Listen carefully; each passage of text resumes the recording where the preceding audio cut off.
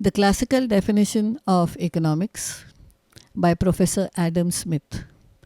In the earlier video, we saw, as a result of an evolutionary change, a change in the definition of economics was inevitable. Economic thought has changed over time. It has evolved.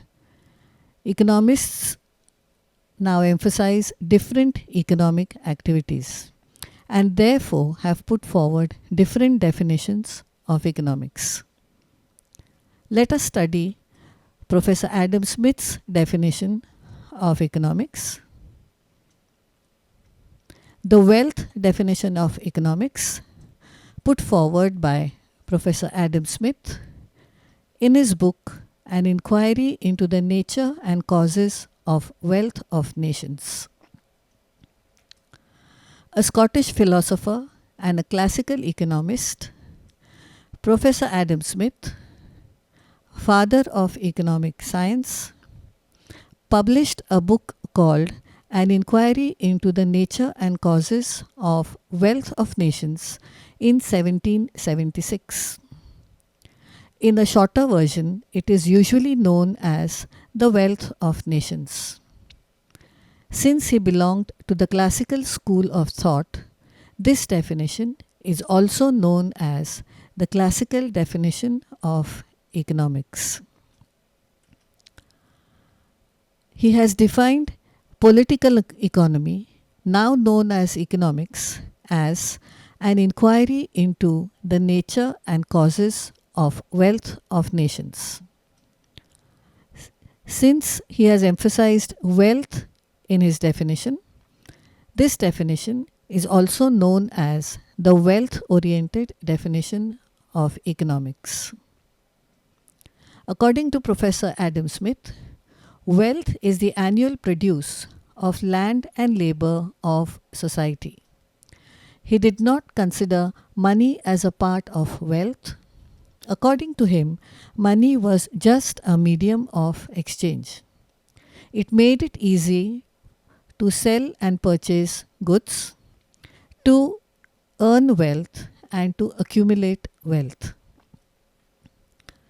He states that wealth includes gold, silver, land, buildings, goods and services that could be consumed, etc.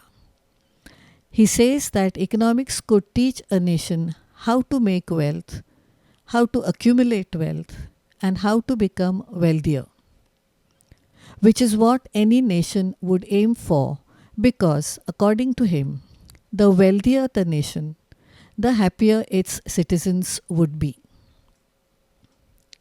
The other classical economists have given similar definitions.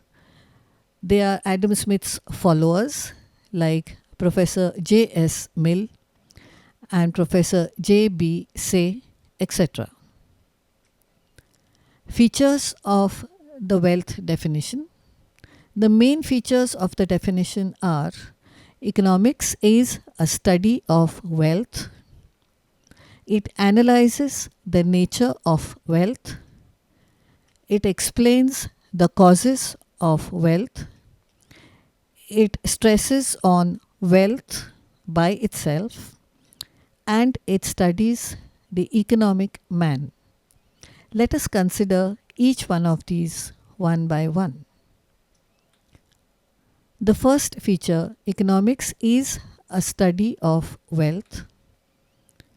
According to Adam Smith, economics is a study of wealth only, and therefore it is concerned with the activities of man which are related to production, consumption, exchange, and distribution of wealth.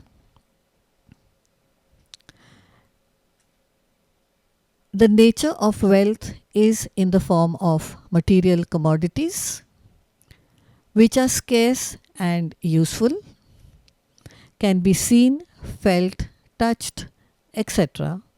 For example, table, chair, house, property, as said earlier, gold, silver, etc. And it ignores the non-material goods like services, For example, services of teachers, lawyers, etc., are not included in wealth as they can only be experienced but cannot be seen or felt.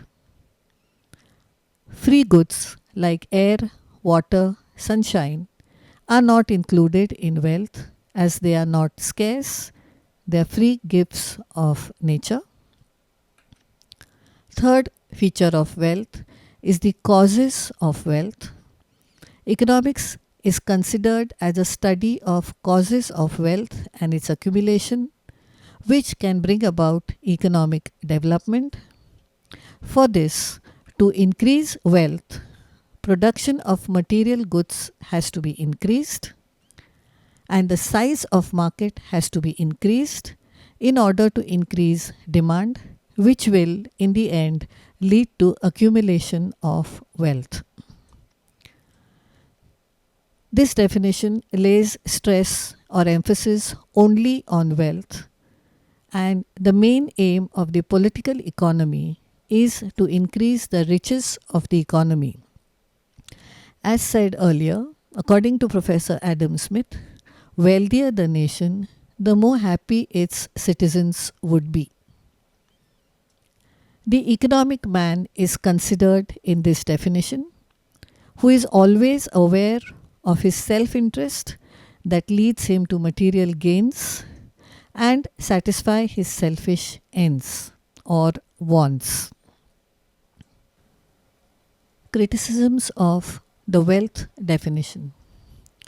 Dr. Alfred Marshall was one of the first economists who criticized Professor Adam Smith's wealth-oriented definition, which had been around for a long time, for more than 100 years.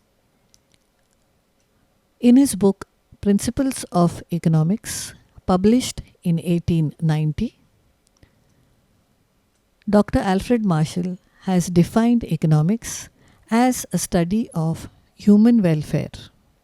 Unlike Adam Smith, who stated wealth was an end in itself, Marshall said wealth was not just an end in itself, though it was important, because it was a means to achieve the end, that is, a means to maximize human welfare, to maximize human satisfaction.